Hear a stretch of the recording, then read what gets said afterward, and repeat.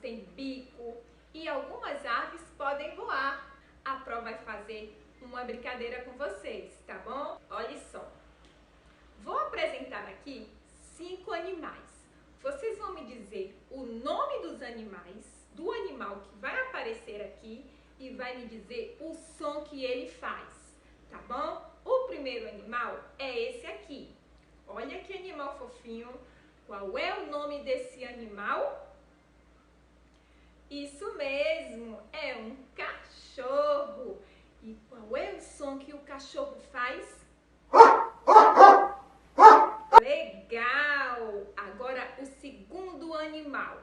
Olha ele aí, ele está vindo. Que animal é esse? Isso aí, um gato. Qual é o som que o gatinho faz? Muito bem! Vamos para o terceiro animal? É um animal bem grande, não é? Que animal é esse? É uma vaca. Qual é o som que a vaca faz? Isso aí! Vamos ver agora o quarto animal? O quarto animal é uma ave. Tem bico, tem o corpo coberto com penas, põe ovos, só que é um filhote. Que animal é esse? Que fofinho, não é? É isso aí, é um pintinho. Qual é o som que o pintinho faz? Isso aí. Vamos ao quinto e o último animal.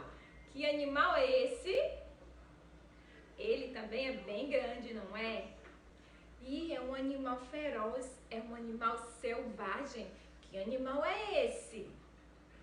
Isso aí, é uma onça. Qual é o som que a onça faz? Isso mesmo, é isso aí. Beijos, vamos fazer as atividades nota 10, fazer vídeos, tirar fotos e mandar para a Pro, tá bom? Beijo!